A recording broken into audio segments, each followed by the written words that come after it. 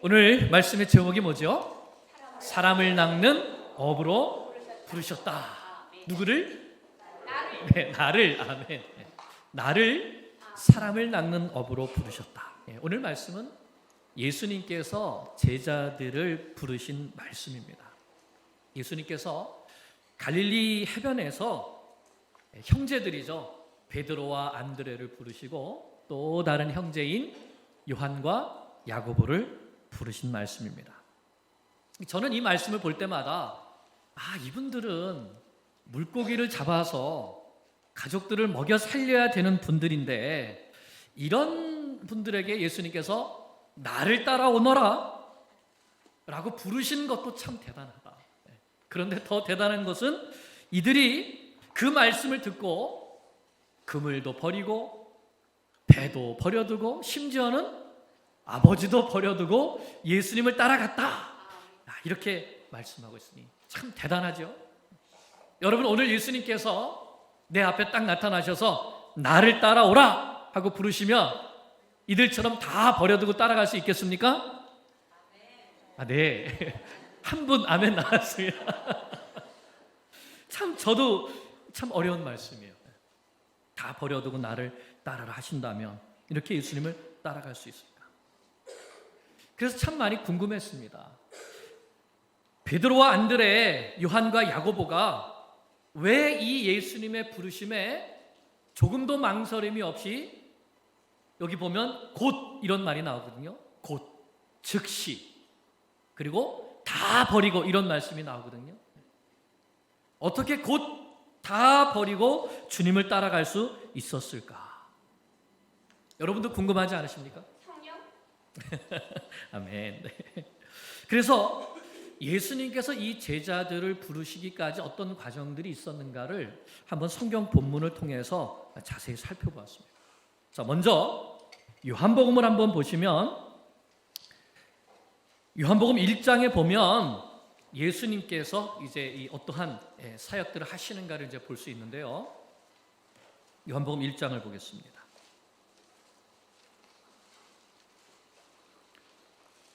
요한복음 1장 1절에서 18절까지 예수님이 어떤 분이신가 먼저 증거하고, 그 다음에 19절부터 보면 세례 요한이 나타나서 이제 회개의 세례를 베풀면서 사람들에게 내 뒤에 오실 이에 대하여서 증언하고 있습니다. 이거 안 넘어가고 있는데요, PPT가.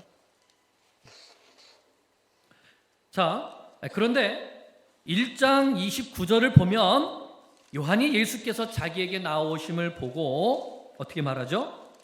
보라, 세상 죄를 지고 가는 하나님의 어린 양이로다 라고 합니다. 그렇게 하면서 예수님이 하나님의 아들이신 것을 증언하고 있죠.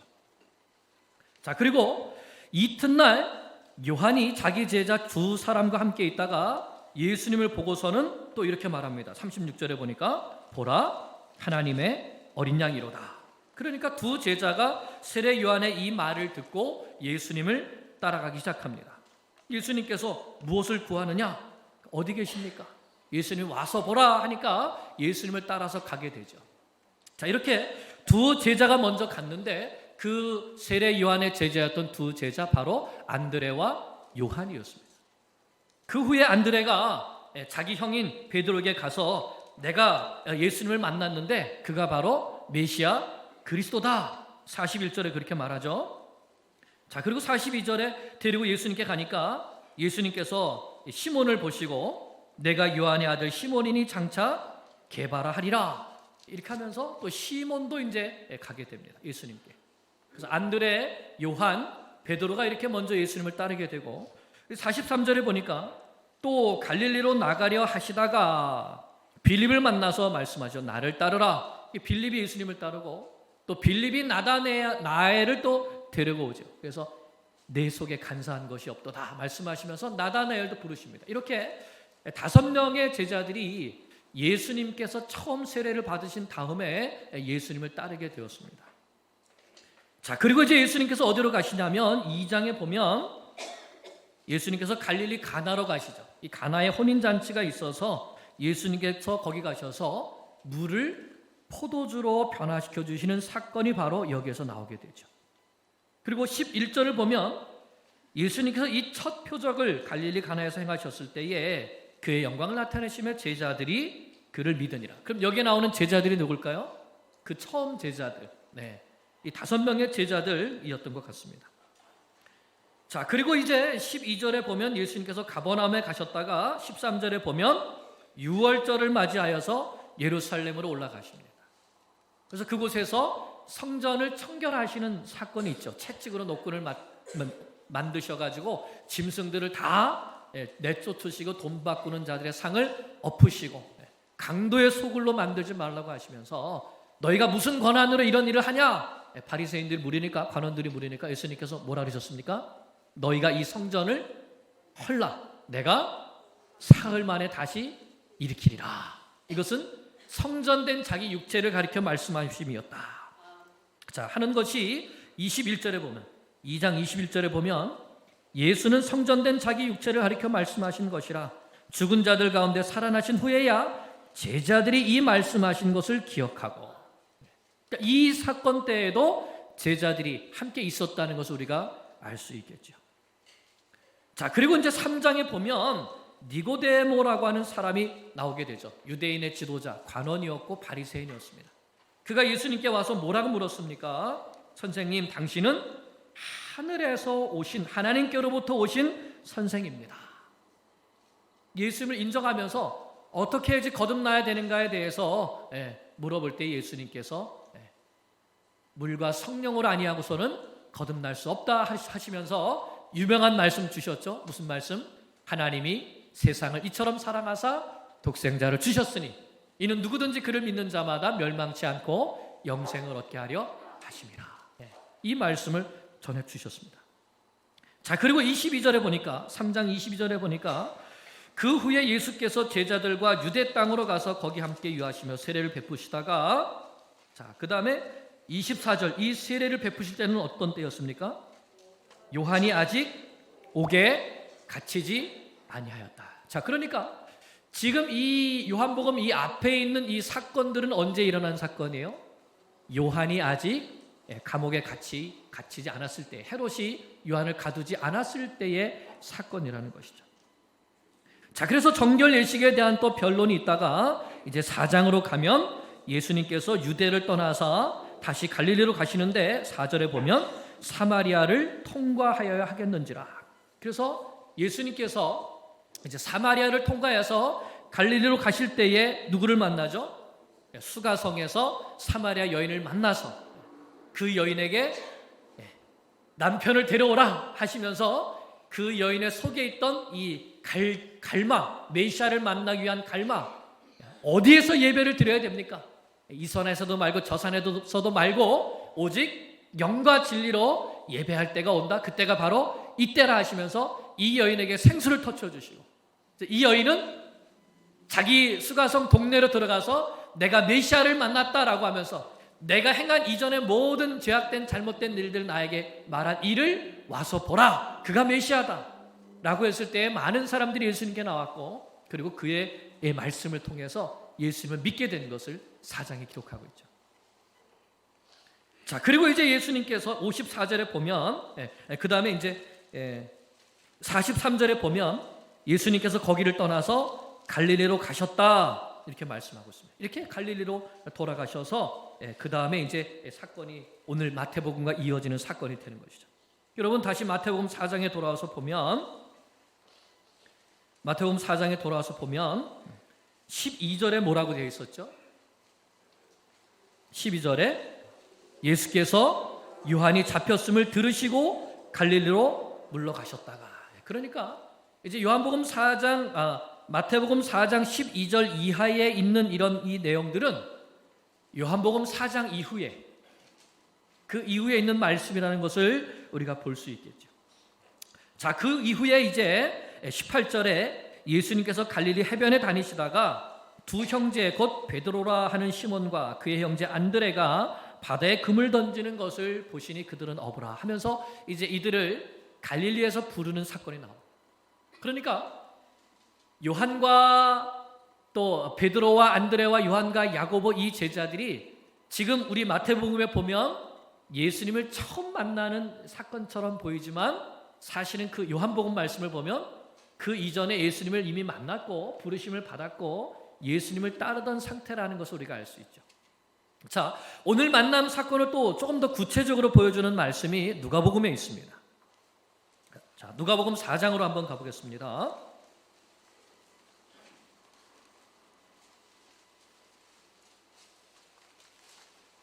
자, 누가복음 4장 38절을 보면 가버나움에서 일어나는 일인데 38절을 보면 예수께서 일어나 회당에 나가사 시몬의 집에 들어가시니, 예수님이 누구의 집에요? 시몬의 집에 들어가셨습니다. 근데 베드로의 장모가 중한 열병을 앓고 있습니다. 열병으로 인해서 죽을 지경에 된 것이죠. 예수님께 구하니까 예수께서 열병을 꾸짖으신데 병이 떠나고 여자가 일어나 곧 그들에게 수증드니라 말했습니다. 그러니까 예수님께서 베드로의 집에도 가셔서 장인의 열병도 고쳐주셨죠. 자, 그 다음에 이제 5장으로 넘어갑니다. 5장에 갔더니 무리가 몰려와서 하나님의 말씀을 들을 때 예수는 게네사렛 호숫가, 갈릴리 호수죠. 거기에 계셨습니다. 호숫가에 배 두 척이 있는데 한 배에 오르셨습니다. 그 배는 누구의 배요? 시몬의 배. 3절에 시몬의 배라. 그래서 예수님께서 육지에서 배를 조금 떨어뜨려라 하시고 배에 앉으셔서 무리를 가르치십니다. 그리고 4절에 베드로에게 깊은 데로 가서 그물을 내려 고기를 잡으라 하십니다. 베드로가 뭐라 그랬습니까? 5절에 선생님, 우리들이 밤이 새도록 수고하였으되 잡은 것이 없지만은 말씀에 의지하여 내가 그물을 내리리이다 라고 했죠. 자, 그리고 말씀에 의지해서 그물을 내렸더니 어떻게 됐습니까? 고기가 힘이 많아서 그물이 찢어졌습니다.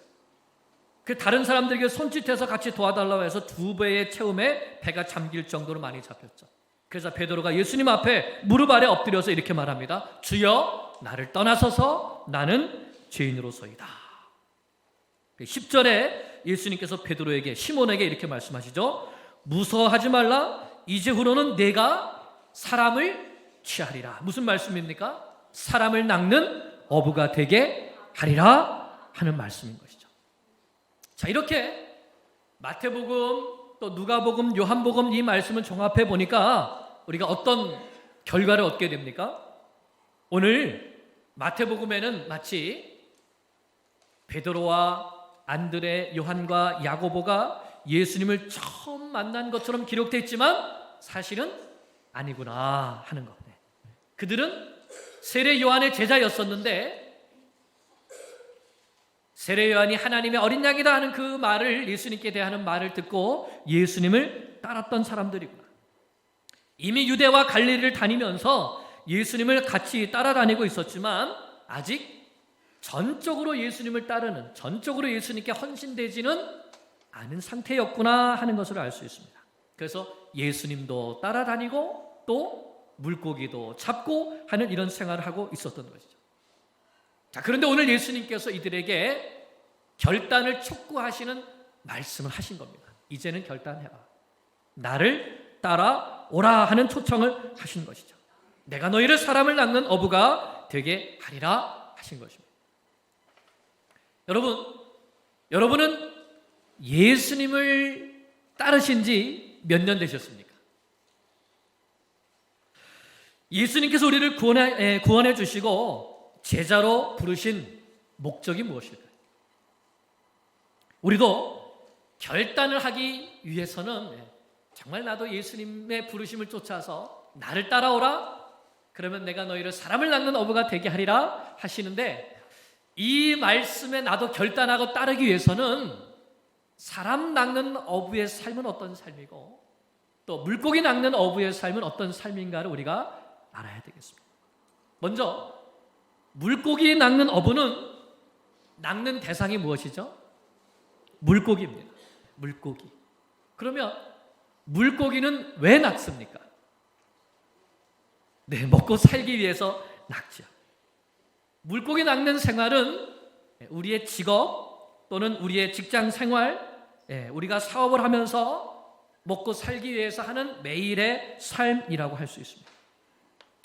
물고기 낚는 어부는 물고기가 많이 잡히면 기뻐하고, 물고기가 안 잡히면 슬퍼하고 실망하죠. 그래서 물고기가 잡히냐 안 잡히냐에 따라서 울기도 하고 웃기도 하는 인생입니다. 고기가 많이 잡히면 기분이 좋죠. 사업이 잘 되고 머니가 많이 들어오고 직장에서 승진도 하고 또 사업도 잘 되고 보너스도 타게 되고 이러면 기분이 좋습니다.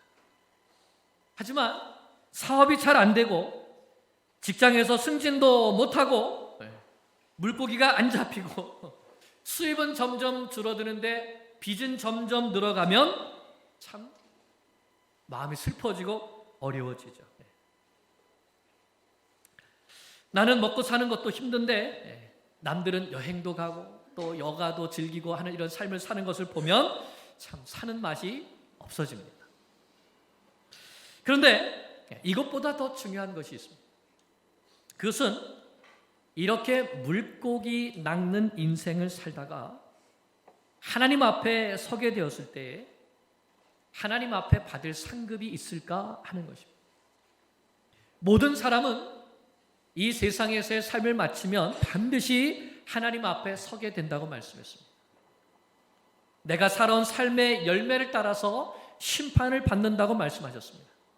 그렇다면 과연 내가 정말 하나님께서 기뻐하시는 열매를 그때 하나님께 내어드릴 수 있는가 하는 것이죠. 물론 우리가 물고기를 안 낚을 수는 없습니다. 예수님도 하늘 아버지께서는 너희에게 먹을 것, 입을 것, 이 모든 것이 있어야 될 것을 아신다고 하셨습니다.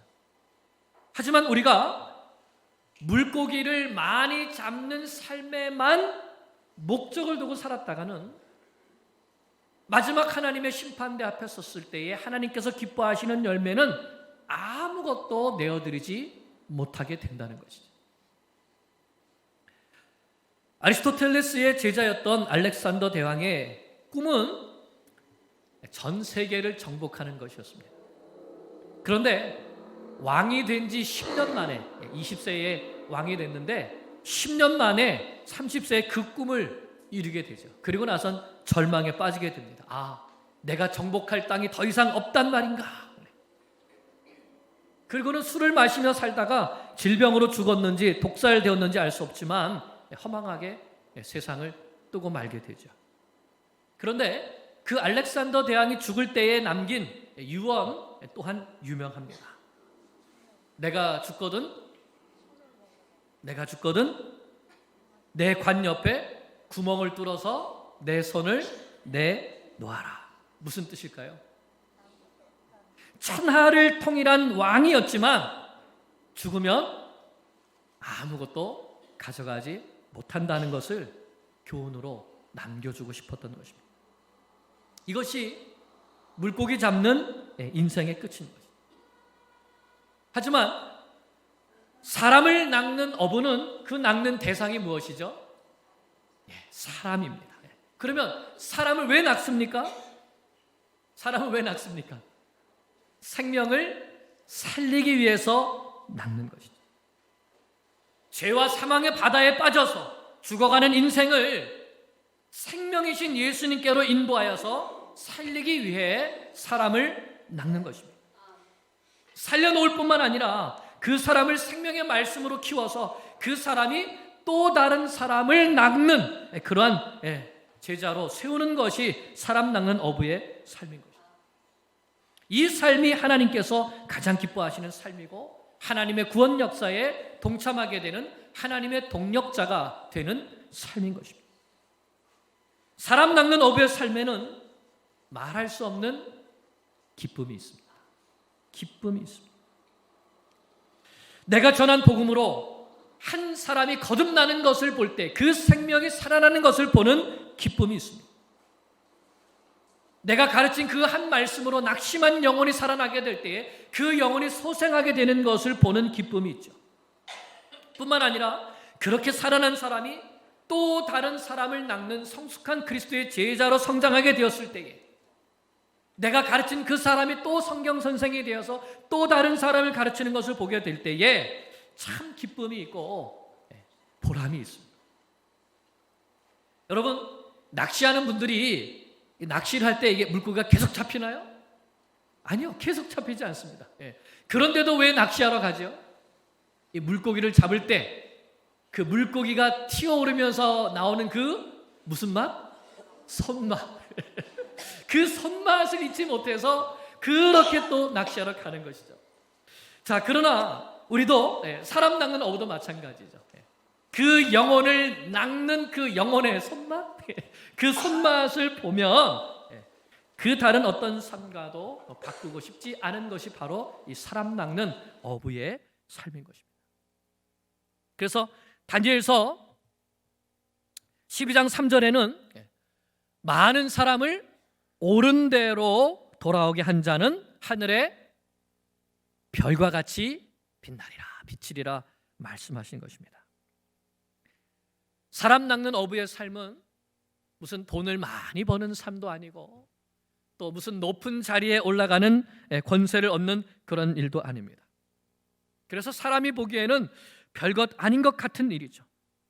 그러나 하나님께서 보시기에는 하늘의 별과 같이 영원토록 비치는 일이라고 말씀하시는 것입니다.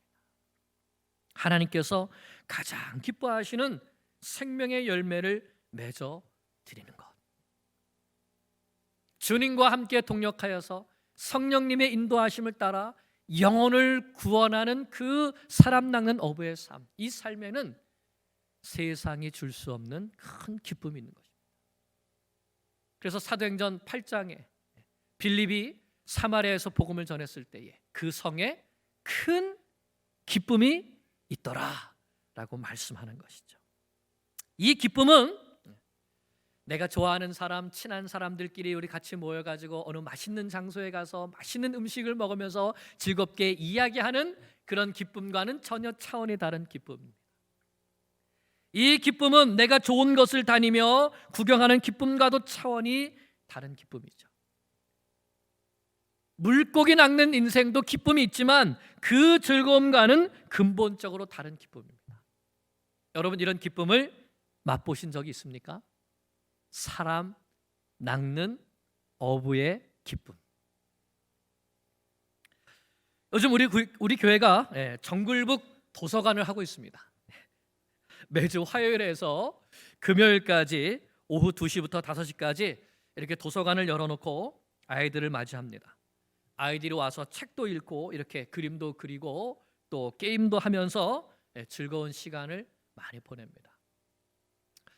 중국 이 아이들이 많이 와요. 그리고 그 부모님들과 또 할머니들이 옵니다. 이렇게 정글북 도서관에 오다가 주일에 우리 교회 주일학교에 오는 아이들이 생겨나고 있습니다. 얼마나 감사한 일인지 모릅니다. 그리고 그렇게 하다가 반드시 생명 되신 예수님을 만나고 예수님을 구주로 고백하게 될 것을 믿습니다.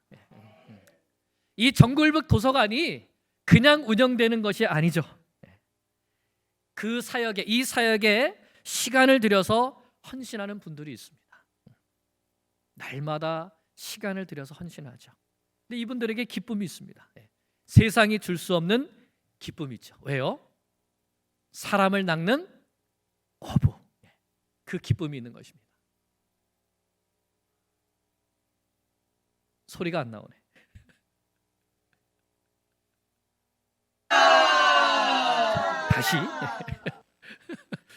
다시 여러분 잘 보세요. 기뻐하는 것 같은가 아닌가 한번 보세요. 정글부 구호 시작. 정글부 정글부 할렐루야. 어때요? 기뻐하시는 것 같아요?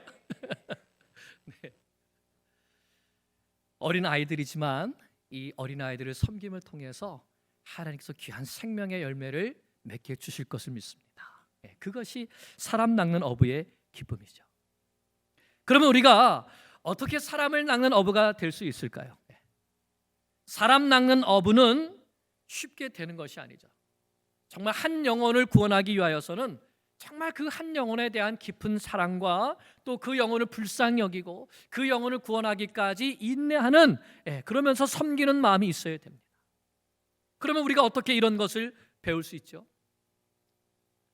물고기 낚는 어부는 물고기 낚는 기술이 있겠지만 사람 낚는 어부는 무슨 특별한 기술 지식을 배우는 것이 아니죠. 누구를 배워야 됩니까? 예수님을 배워야 되는 거예요. 그래서 예수님께서 말씀하신 것이죠. 나를 따라오너라. 나를 따라오라는 것은 무슨 말씀일까요? 나를 따라오라. 이것은 예수님을 따라오면서 예수님을 바라보고 예수님의 뒤를 따르면서 예수님의 말씀을 듣고 예수님을 배우고 예수님의 성품과 예수님의 인격과 예수님께서 하신 사역들, 이 모든 것들을 뭐 하라는 거죠? 배우라는 겁니다. 제자들은 예수님과 함께 다니면서 예수님과 살과 살을 맞대어 부대끼면서 같이 자기도 하고 같이 먹기도 하고 또 인격과 인격이 부딪히면서 예수님을 배웠던 것입니다. 그래서 내가 예수님을 배우고 예수님을 본받기 위해서는 예수님과 함께 지내는 시간이 필요한 것이죠. 예수님을 직접적으로 개인적으로 내가 경험하는 시간이 필요한 것입니다. 예수님의 말씀을 듣고 그 음성을 듣고 그분이 무엇을 하셨는가를 보고 나도 그 일을 함께 해가 보면서 예수님을 배우게 되는 것이죠. 그럴 때 예수님의 인격이 나의 인격이 되고 예수님의 가치관이 나의 가치관이 되고 예수님의 삶이 나의 삶에 대한 체험이 있어야 되는 것입니다. 그것이 바로 예수님을 닮아가는 것이죠. 나를 따라오너라. 나를 닮아가라. 그러면 사람을 낚는 어부가 되는 것입니다. 그런데 이 사람을 낚는 어부가 되는 것, 예수님을 배우는 것, 이것이 나의 힘과 노력으로 되는 것이 아니라는 것입니다.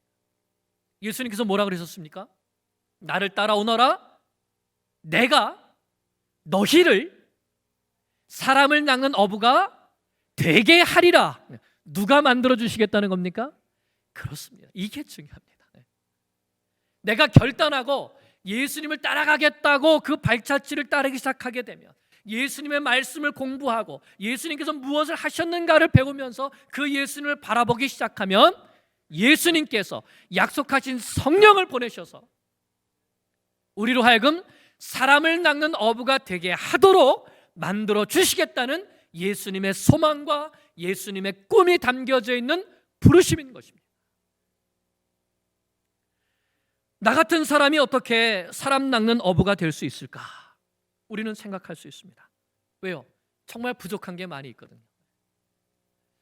예수 믿은 지 오래됐는데 아직도 성경 창세기부터 요한계시록까지 다 읽어보지도 못했고 누가 나한테 기도하라고 하면은 그냥 가슴이 떨리면서 아이고 나 기도시킬까 봐 가슴이 두근두근대고 뿐만 아니라 전도의 전자도 아직 예수 믿으세요의 예자도 아직 말해본 적이 없고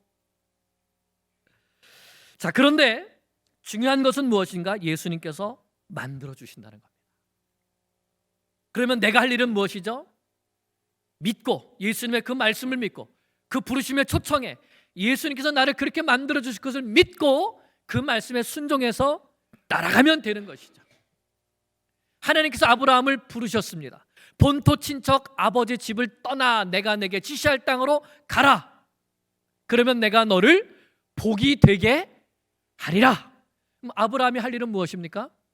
믿고 본토 친척 아버지 집을 떠나서 하나님의 부르심을 따라가면 되는 것이죠. 그랬더니 하나님께서 믿음의 조상이 되게 하시고 복이 되게 해 주셨던 것입니다. 똑같은 것입니다. 우리의 믿음의 조상 아브라함이나 오늘 예수님께서 제자들을 부르시는 사건이나 또는 오늘 우리를 부르시는 것이나 다 동일한 것입니다. 뭐라고 부르십니까? 나를 따라오너라. 그러면 내가 너희를 사람을 낚는 어부가 되게 하겠다고 약속해 주시는 겁니다. 바로 오늘 부르심을 받은 제자들이 그렇게 했습니다. 전적으로 모든 것을 예수님께 맡기고 이제는 내가 예수님을 따르겠다고 결단하고 따라갔습니다. 이제는 그물도 버려두고 배와 아버지도 버려두고 예수님을 따라갔습니다. 이렇게 예수님께서 부르실 때 그들은 곧 예수님을 따랐습니다. 다 버려두고 따랐습니다. 예수님만 바라보고 예수님만 믿고 따라갔다는 것이죠. 그랬을 때 예수님께서 어떻게 하셨습니까? 23절부터 보니까 예수님께서 온 갈릴리에 두루 다니시면서 누구와 같이? 제자들과 같이 그들의 회당에서 가르치기도 하시고 천국 복음을 전파하시고 전도하시고 백성들 가운데 모든 병과 모든 약한 것을 고쳐주시고, 이렇게 예수님을 따라다니면서 예수님의 말씀에 배움의 훈련도 받고, 예수님께서 보내시는 곳에 가서 천국 복음을 전파하는 전도의 훈련도 받고, 예수님께서 주신 권능을 따라서 병도 고치고 귀신도 쫓아내고, 이러한 이 제자의 훈련을 했을 때에 그들이 이제 예수님께서 십자가에서 죽으시고 부활하신 다음에 오순절 성령 강림 사건이 있은 다음에 어떻게 변하죠? 정말로 많은 사람들을 낚는 어부로서 삶을 살아가게 되는 것입니다. 베드로가 십자가와 부활의 복음을 전했을 때에 하루에 3,000명이 5,000명이 수많은 사람들이 회개하고 생명을 얻는 놀라운 일들을 예수님의 이름으로 성령의 능력으로 그런 역사들이 일어나게 된 것이죠. 베드로가 이런 일들을 꿈을 꿨을까요? 예수님을 따를 때에 내가 따르면 이런 일들이 내가 일어나겠지? 아니요, 꿈꾸지 못했을 겁니다.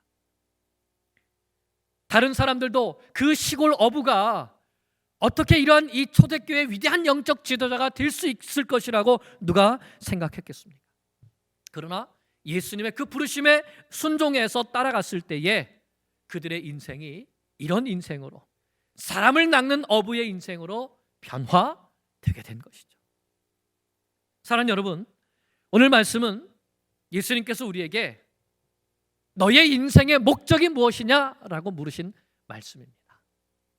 너는 물고기 잡는 삶을 살고 있느냐, 아니면 사람 낚는 어부의 삶을 살고 있느냐? 오늘 나는 어떤 삶을 살아가고 있습니까? 예수님은 죄로 인해 죽어가는 영혼들을 구원하시기 위해 이 땅에 오셨습니다. 나 같은 죄인들을 구원하시기 위하여서 자신의 모든 생명을 십자가 위에 내어주셨습니다. 예수님이야말로 자신의 모든 것을 버리심으로 사람을 낚으신, 우리를 구원해 주신 분이십니다. 그 예수님께서 오늘 우리에게 초청하십니다. 나를 따라오라. 사람을 낚는 어부가 되어라. 오늘 우리도 베드로와 안드레처럼, 또 요한과 야고보처럼 우리 인생의 우선순위를 사람 낚는 어부의 삶에 두고 예수님의 뒤를 따라갈 수 있는 우리가 될 수 있기를 간절히 축원합니다. 기도드리겠습니다.